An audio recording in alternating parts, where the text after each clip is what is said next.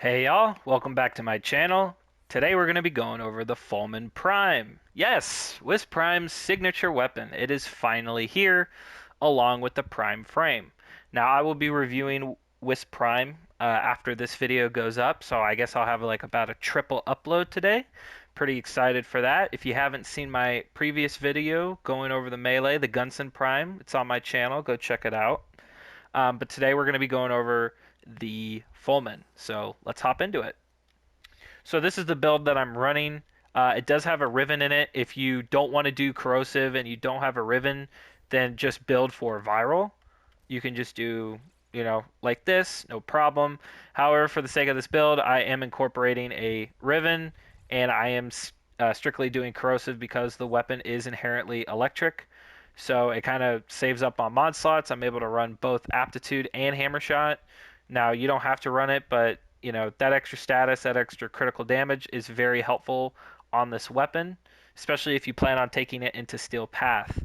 Now I don't think this weapon is super extraordinary against high armored targets, but we are going to use it against high armored targets because they are theoretically the toughest enemies in the game, and that's what I like to review my weapons on, is the toughest enemies you will commonly find, right? So here's the build. If you don't have this, literally put anything else that you want in there. It really doesn't matter. Okay, it's a one ribbon dep. It's not that crazy, but as far as the arcane, it's going to be primary merciless. But let's get into the gameplay. So, like I said, I will be testing against high armor targets, just kind of showcasing how it does against them. Now, it is going to behave pretty well considering corrosive is good against high armor targets as well as some of the infested. But as you can see here, I have 0 stacks of primary merciless, so it doesn't seem that great at first, right? I'm not building up a whole lot of damage, but I do have hunter munitions in there, so that is working off of that mod and kind of picking up the slack in that sense, okay? Now I'm going to fast forward to me having times 12 primary merciless and show you what the weapon can do when it's fully online.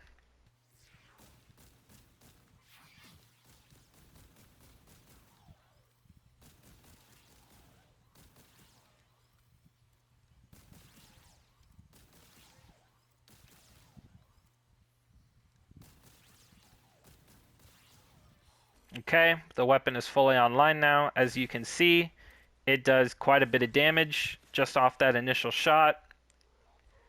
It is slashing them quite well. Now it did run out, but as you can see, that is a lot of damage in the shotgun mode. I will review the automated mode just shortly after this, but I just wanted to kind of showcase, how it performs versus viral here and why I think corrosive is honestly better. As you can see, you do pretty good chunks, and then the hunter munitions kind of pick up the slack afterwards. As you can see here, 2 shot, dead, and this is corrosive, by the way, with hunter munitions. It's my preferred method of using this weapon because, again, the weapon is inherently electric, which allows you to just slide in one status effect mod, allowing you to maximize your damage output with other mods.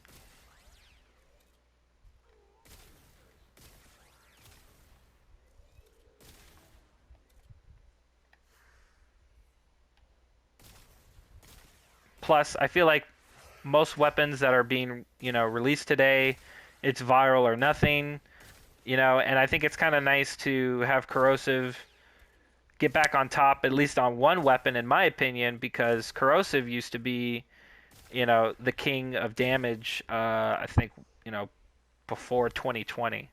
So it's been a long time. They recently buffed puncture and cold. It'd be kind of interesting if they also, uplifted corrosive a little bit, because when they buffed viral, they pretty much brought every other thing down, because it's just so strong. But as you can see here, it's pretty good.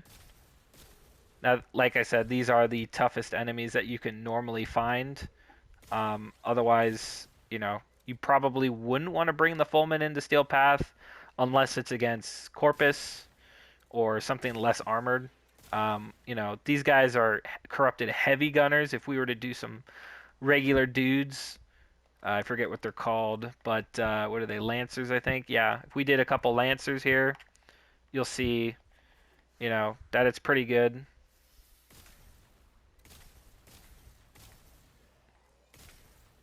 No big deal. Half their health gone, 2 shots. There you go. 1 shot.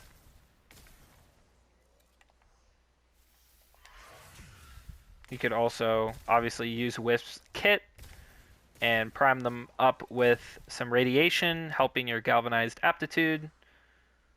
That's just more damage, obviously.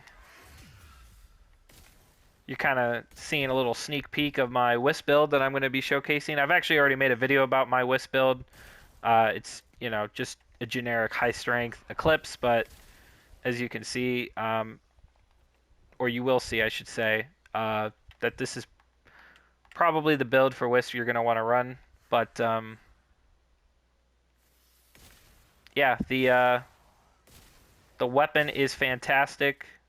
I think the Fulmin is finally back, and I'm excited. I went to go edit this video and I forgot to include the alt fire, so here you go. At 12 times, pretty good. Obviously these are all headshots though.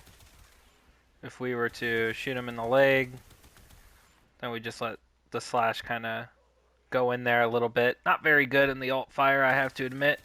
I've always preferred the shotgun mode mostly, because there's a lot of rifles in the game, decent amount of shotguns, but not a whole lot.